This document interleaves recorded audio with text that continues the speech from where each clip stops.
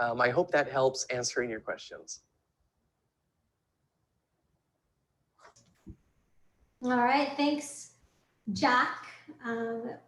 If you want to stop sharing your screen, I have Amobi with us. Amobi's going to be talking to us about investing in what you use and know. Amobi, for those of you who haven't met Amobi, Amobi is a professional soccer player. He comes to us through our partnership with the United Soccer League. And Amobi's been great being able to help advance our $1 a day challenge and be able to help us with our social media and be able to get the word out about some of our program events. And we're lucky to have Amobi join us today. He's also the founder of a Frugal Athlete. And so maybe he can talk to you a little bit about what that is. And without further ado, Amobi, you can go ahead and take it away. Thank you so much, Kristen. Happy New Year to everyone. Hope everyone is off to a great start. So I'm Amobi Okugo, as Kristen said, first generation Nigerian American, professional soccer player, and then founder of a Frugal Athlete. A Frugal Athlete's an online financial media platform that promotes prudent financial practices and smart career decisions amongst professional athletes and student athletes. We essentially just try to help athletes make, manage, and multiply their money through financial education and athlete empowerment. So I appreciate you guys having me. Appreciate you guys, showing the hospitality to have me come and share a little bit of my knowledge. So when it comes to investing in what you know, I think this is something that is, if I compare it to sports, it's something that's simple, but sometimes the simple things in life are hard to do when it comes to investing in what we know. So what does that look like for me? I'm always on my phone. That's how I communicate. That's, how I, text. That's how I post. That's what I do. So instead of, focusing on the iPhone, why not I focus on Apple as a stock? So that's one way. Another way is for the coffee lovers. I'm not sure, there's a lot of young people. I'm not sure if you guys drink coffee every day yet. I try to stay away from it. But, investing in what you whether it's your parents, whether it's your friends, whether it's yourself, you go to Starbucks, you go to Pete's Coffee. These are public traded, stocks that you guys can invest in. And, it's something that everyone uses, something that everyone, talks about, and it's never going to go away. I would like to say Warren Buffett, one of the greatest investors in our day and age, one of his mantras is invest in what you know. And, when Kristen brought up this topic, I immediately raised my hand to speak about it, because that's the philosophy that I've taken. There's going to be so many different complex, strategies when it comes to investing, but the most simple thing, which is the hardest, when it comes to building out your financial playbook, your financial portfolio, is doing the simple things. And one of the simple things is investing in what you know. So if you guys can, take time to make a list of things that you guys use, things that you guys value, whether it's, you watch a Netflix series, you got Disney Plus, you like to watch sports, ESPN, whatever you use. I'm a perfect example of that. I'm not sure how technical you guys are, but earlier this year I started using Slack to communicate with my team members. And Slack, I had no idea was a publicly traded stock. So I was like, wait, I like this platform. I'm using this platform. Why not I invest in this platform? And then it actually just recently got bought by Salesforce. So simple things like that, where how can I say it? You know what you like, and other people like what you like. So when it comes to, obviously you got to look at the numbers, you got to look at the portfolio, the P&Ls and all that. But at least from an initial standpoint, understanding and investing in what you know can save you a lot of time, can save you a lot of stress, and can ease the deal flow process in how you go about your investment strategy. So hopefully that was helpful. Any questions that you guys may have? I think someone said something in the chat. But yeah, that's basically it. Yeah, let's open it up to if anyone has any questions. Do I get to ask a question? Sure, Rebecca. Moby, hi, how are you? How you doing? Good to see you again. You as well. it's been a while since our last regional board meeting. When did Slack start showing up for you on your radar scope? So it was for me. It was late in terms of like when I first invested in it earlier. When you first started doing your research and thinking it might be time. Oh, that's a great question. So when I first, so I obviously knew about Slack, but I didn't know about it in the sense of like using it. So I started using it around March of last year, 2020, kind of around the time when everything with COVID happened. So I was thinking of different ways to, find ways to communicate with my team, and I started using it. Then I was like, I actually like this platform. All right, let me look into it. So I, looked on my stock trading account, and I, researched Slack a little bit, and then from there, I put some investment behind it. Nothing too crazy. You got to have your own risk tolerance that works for you. So for me, because I wasn't well versed in Slack, but I knew I liked it. I knew I understood that I used it and a lot of other people used it, that it was an interesting stock to invest in. So I, allocated a certain amount of my investment funds and put it into Slack. And then I'm more of a long-term investor. Everyone has different strategies, long-term, blue chip stocks, dividend paying stocks, ETFs, mutual funds, bonds, all these different ways. Options is popular now, and day trading as well. I know people have differing opinions about that. But for me, it was more of, I'm going to invest in Slack. I like it when I use it. I did my research on it, and then from there, just invested and then went from there. So over the time of when I first started using it to when I actually first invested, I would say March, and then May is when I first put money into it. Wow. What a quick turn. That's great. That's a great story, that how quickly you can move.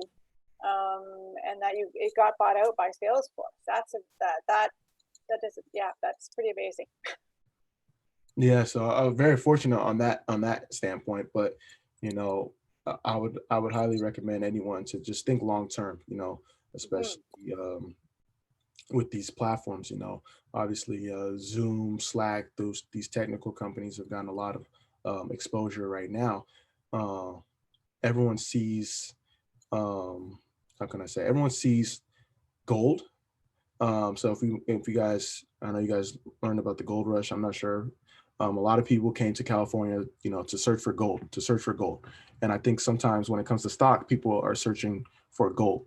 Whereas, a lot of people that actually made the money were the people that, built the shovels and had made the jeans and the boots and all the accessories that helped people find gold.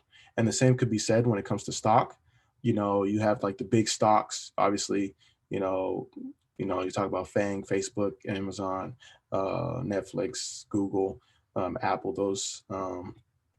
those stocks, but there's a lot of stocks that complement those big stocks that are doing very well as well. So, this year, if you guys look at Shopify, that's a ticker that, did very well.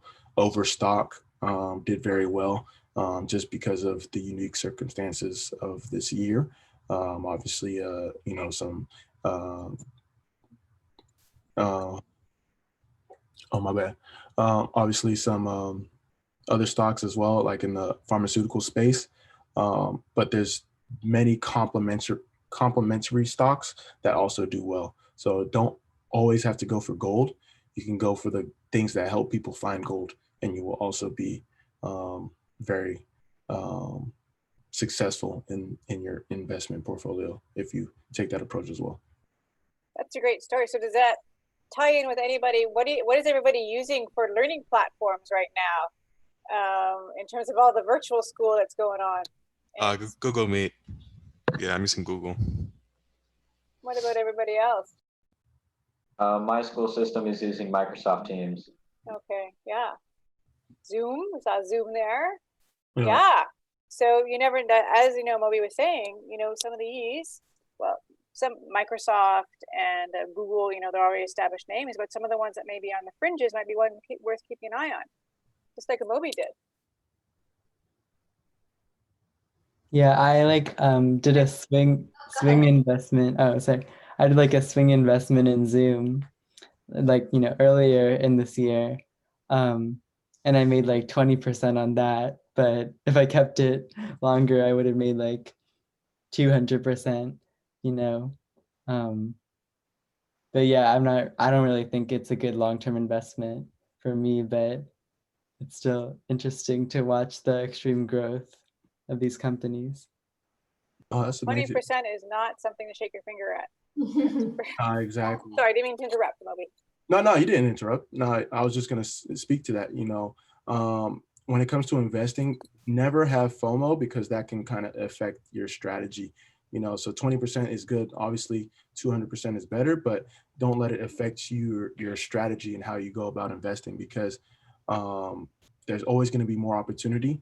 There's always going to be another chance to get in. And, whether you do a swing trade, whether you think long-term, always focus on what works for you.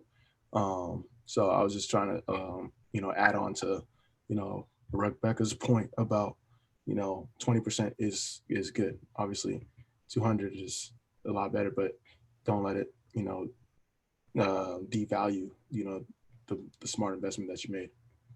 To Moby's point too, he has a discipline. It sounds like he knows when he wants to get in, and he wants to get out, and that discipline is what serves you well. No, thank you. Yeah. I think a That's mentor. what I heard in your comments. Yeah, a mentor of mine had always said, when you invest, always know the point you want to get out at. If you're looking at that as a strategy, if you're buy and hold and you just want to hold forever, okay, good. But if you are more, a shorter term investor, always know your buy-in point and then your sell out point. Because if you're trying to play it, it's like, oh, I can probably get a little bit more, and then it'll go down. Or like, oh, I'm trying to rush it, wait a little bit. So have like a marker of when you want to get out. So say you buy a stock for 20 and, okay, perfect. I put this amount of shares in it. I want to get out when it hits 80. Not when it hits 75, not when it hits 90, when it hits 80. So having that discipline, plays a large role in your strategy as well. Well, thank you so much, Amobi. That was great advice, especially for our kids today. They're going to start getting ready to pick their stock for their stock pitch competition. We have competitions every year in April, so they're going to get those stock pitch reports ready. So I'm pretty sure it's really great advice to pick a stock that pick a stock that you use, pick something that you are well versed in, whether it's from clothing to products that you use to products that you consume. What you know and what you use on a daily basis is going to be the choice to make for the stock pitch competition and should really yield some interesting results. We've already seen the Tesla, we've already seen the Apple. Like, let's branch out. Let's come up with some really great picks this year, guys. I'm excited to see these picks in April. Yeah, should be great. All right. Well, thank you so much, Amobi, for your time. Rebecca, always lovely to have you. All right, you guys, until next week, same time, same place. Sorry. Bye, you guys. Have a great day. Jack, thank you so much. You were amazing today. So he did have a question. What inspired you to invest? So what inspired me to invest? I think the long-term approach of understanding that, if you put your money into something of value, you're going to get something of value in return, with the concepts of compound interest, with the concepts of buy and hold, with the concepts of, making your money work for you. Our bodies, especially as an athlete, we can only play for so long, but our money can work forever. So understanding that, that's what inspired me to invest. That's great. Thank you. All right, you guys. Thank you so much. Have a great day. You too. Bye.